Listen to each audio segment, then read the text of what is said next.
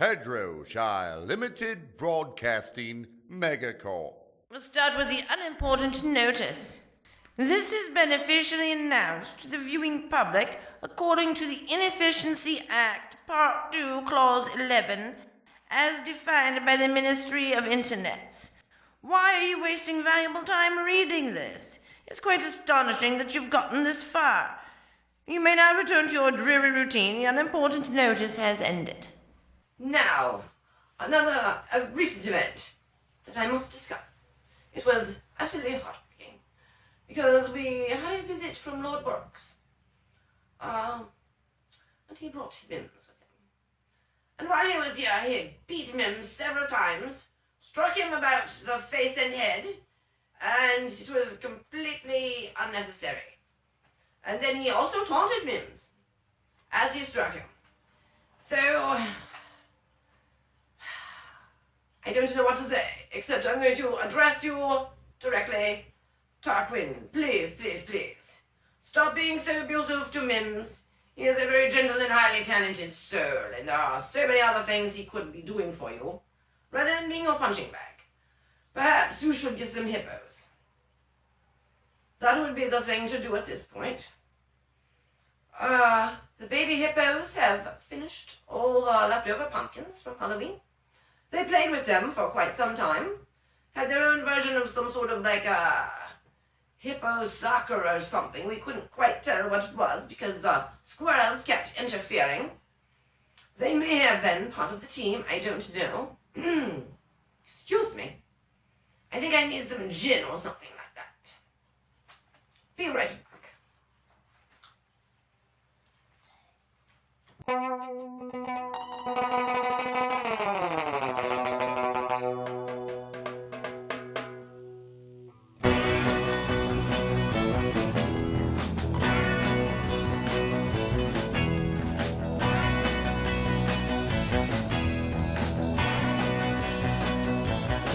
The Duchess Show,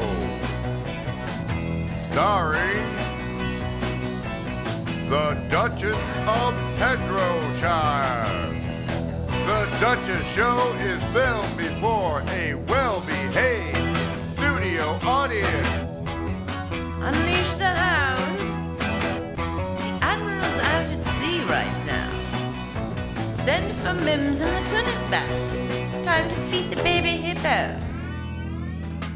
You know, the Duke really objects to the hounds pissing around the cast, and I really can't stand listening to any more of his whinging.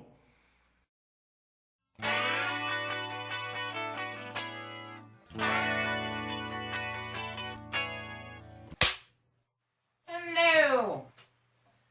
As you can see, Halloween is now over, and it's November. I'm not enthusiastic at all about this month. If you were to rank the months, with number 1 being the best and number 12 being the worst, I would say November would be 12. But it is almost half over now, and things around here have been very quiet. We're just resting up after the incredible rush of a huge holiday. Such a fun time.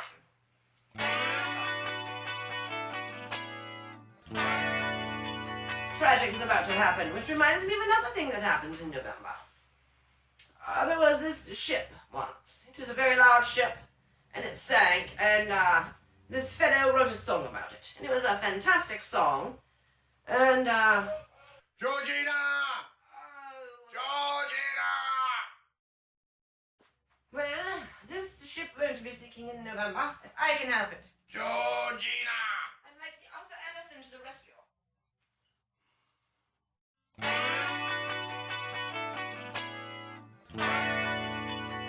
Now I have a new goal. I recently was watching a show about a ship that sank in a lake a long time ago.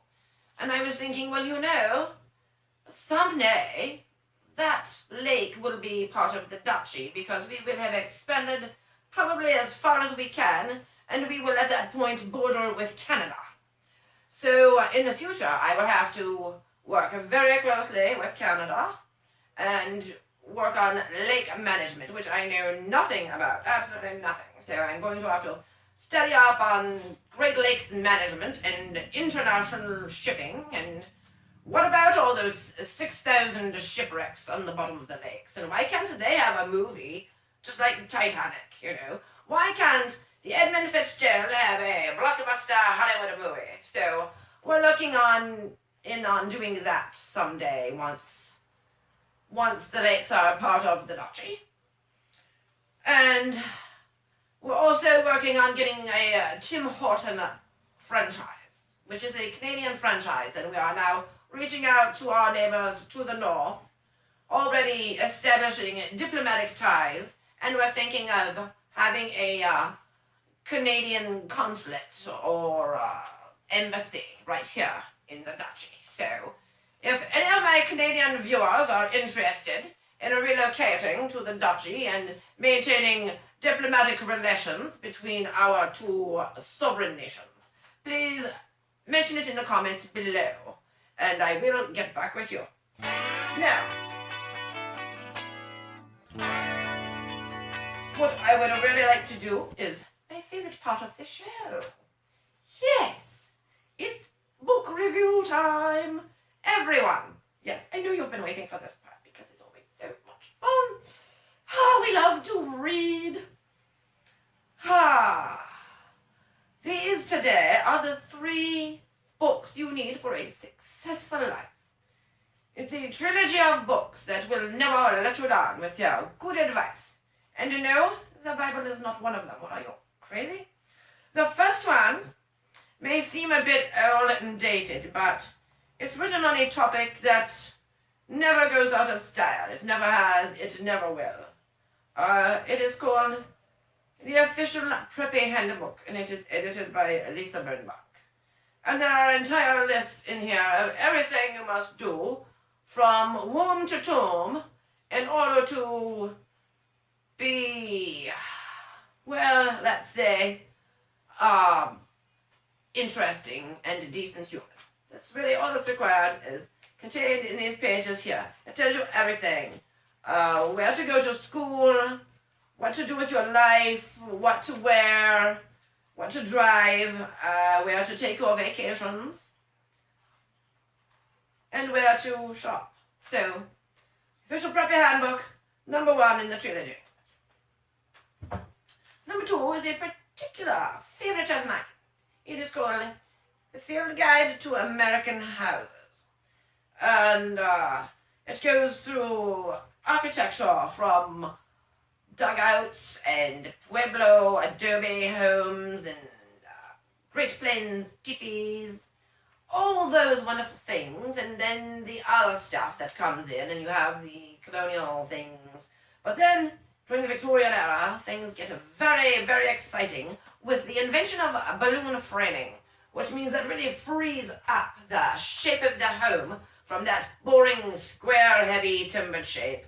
And they also invent the really wonderful things that we love best about architecture. There are bracketed cornices and bent courses, quoins, pedimented entries, oriel windows, clerestory windows, and stained glass windows. All these and many other things were invented during that era, and those eras are extensively covered in these chapters, along with many photographic examples.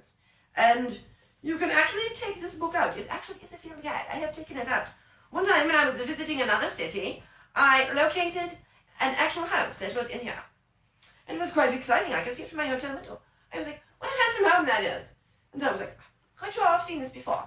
And since I happen to have my copy of the field guide with me, I actually looked it up. It was a state-by-state guide. I looked it up and I was like, Lexington, Kentucky. Yes, that is the exact house.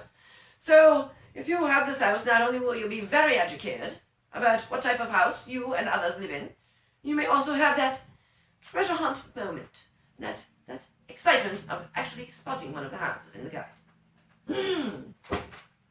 Now, the last book you need is Miss Manners' Guide to, well, she's written several volumes of her guides to excruciatingly correct behavior, and this is the guide for the turn of the millennium, which is a bit outdated also, and I believe she has another new copy, revised and updated. But at any rate, all you need for civilized behavior and how to live a very rewarding life is all in here. It also is womb-to-tomb coverage, just very similar to the preppy handbook in that very same way. There are such details as thank you notes, how to tell the difference between your business life and your social life, giving and receiving gifts, how to behave at weddings, and how not to behave at weddings. That's all some very, very good examples of those right there. The wedding disaster stories always make me laugh, because it reminds me of certain very funny weddings that I have attended. I was at a wedding once where the groom passed out. It was funny. And he was just laying there. The bridesmaids were going, ooh! He's all stretched out on the floor. Bit tense. But we all got through it, and I did it without laughing, which is a terrible problem I have in churches. I also had I was at a church funeral one time, and I was overtaken with uncontrollable laughter. But I just kept my head down and my shoulders were shaking, and I hope everyone just thought I was crying uncontrollably, but silently. But that way nobody knew what was really going on. But I kept thinking, oh no, what if I break out into audible laughter and I can't stop, and I'm rolling around in the aisles with my tears? And then I thought, well, that would be very inappropriate, and then it all became that much more funny. So a word of warning. You really should read this book so you know what to do in that case. So, there we go. If you haven't read these books already, these are required reading. I highly recommend that you pick them up and at least leaf through them and get an idea of what they're all about before you delve into the most important things in life itself. That is the end of our book review. The Duchess Show is brought to you by the United Biscuit Company, the makers of Twiglet, and Classic Tipton Sales, and Epona Bloodstock Agency.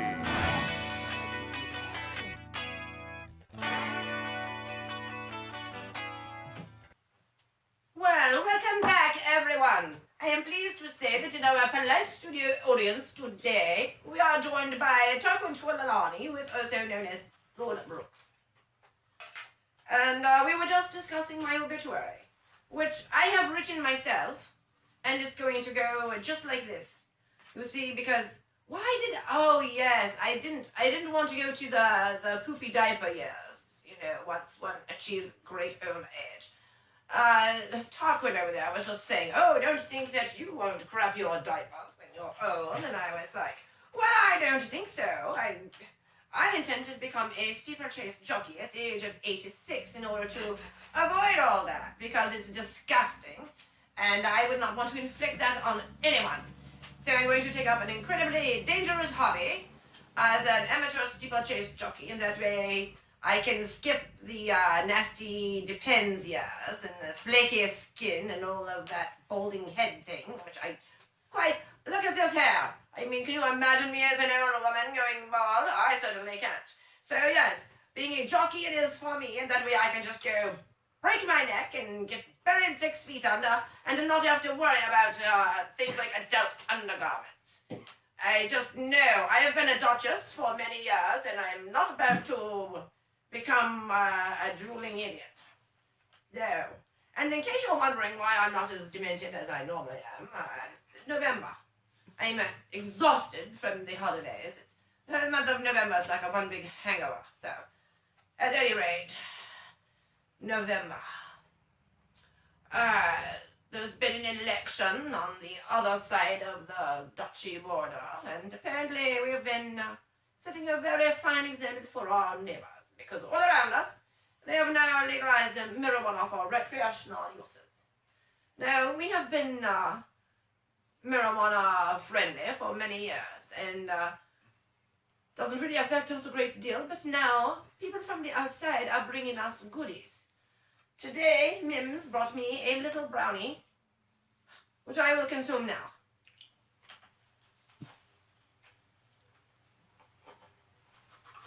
It actually isn't as vile tasting as I had thought.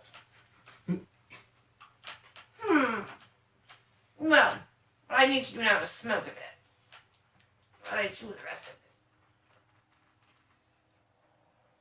Oh, that helps the digestion right now. Okay, well.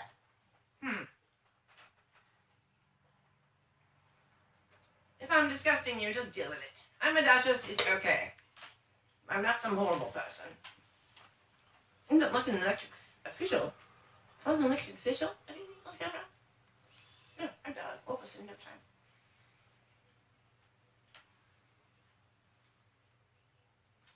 Do I have any brownie on my teeth?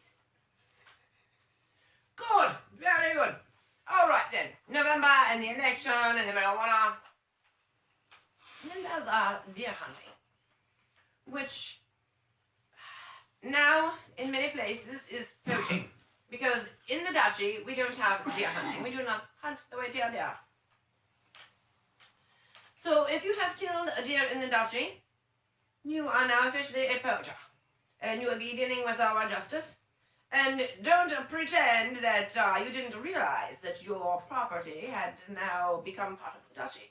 Because when we moved the boundaries past your house, you were greeted with a gift basket by the official Hedgerowshire welcome wagon. And don't try to lie about it, because we have photos of it posted on our website, and we will provide a screenshot of that. So we have proof that you were greeted by the welcome wagon. You're fully aware of the benefits of living in the Duchy. You chose to break our laws, and now you're in deep trouble. You're going to have to do some sort of public service, I would imagine, because we don't have jail or police or anything like that. But the footman may come and slap you around a bit if you don't comply. So there you go. Physical violence is legal in the Duchy, and my footmen can go out. They're like my goon squad if I want them to be. They don't have to be footmen. They can come around and rough you up anytime you break our laws. So deal with that. Normally I'm a very benevolent dictator, but don't break my rules and we'll get along fine. You know, everything's fabulous until you piss me off, and then things get very dark and scary. Just keep that in mind, and welcome to the Duchy of Hedgerowshire.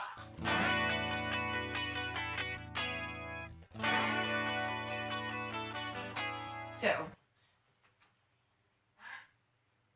did you hear that? Yes, the cook is in the kitchen preparing a luncheon for us, and I'm going to have to wrap up soon, because soon she'll be slamming pots and pans around all over the place, and you won't be able to hear a word I'm saying. She gets rather angry sometimes at lunch when we have asked for something like soup or quiche. She would prefer to make sandwiches for us. It's like, I can make sandwiches. Why do I employ you for sandwiches? We can order sandwiches from the deli. So, I'm going to wrap up in time for lunch.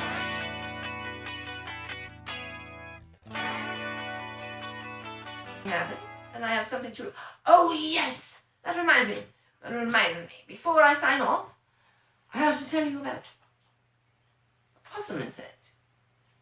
The castle was infiltrated by a possum, and recently a possum infiltrated the castle. Without Mims around, it was a bit of a challenge, but the Duke, being the fine chap that he is, really rose to the occasion. He got out his Society for Creative Anachronisms armor, which also has very other assorted recreational uses, including dealing with invading vermin. The hounds, of course, were all sleeping, so they didn't do anything about it, but the Duke, well, he stepped right up and he put on his Society for Creative Anachronisms armor, and he went straight out, and with his gauntleted fist, he grabbed the varmint and tossed it into the oubliette. Of course, we didn't leave the poor creature there. That was only to scare it. We only use the oubliette for humans. We wouldn't treat any animal that cruelly. So the possum was retrieved by the footman, They used a piece of cheese to lure it up a rope ladder that they had made for the possible escape, and they took it and drove it far out, over, quite possibly, into, nearby where Lord Brooks lives. Possibly, I don't know. But it could have been in that direction. It could have been in his garage. I'm not quite sure what they did with it, but I have absolutely no knowledge. I may have hinted at a couple of things, with a couple of suggestions, but what they actually did I don't know, and it's really none of my business. Possum is now out of our castle, and no longer our problem. So, yes, that is how I would like to close the show for now, and I will catch up with you all next time something fabulous happens.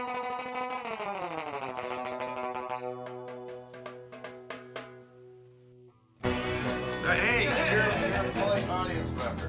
Sorry, I have already explained that when I'm 86 years old, I am going to become shit.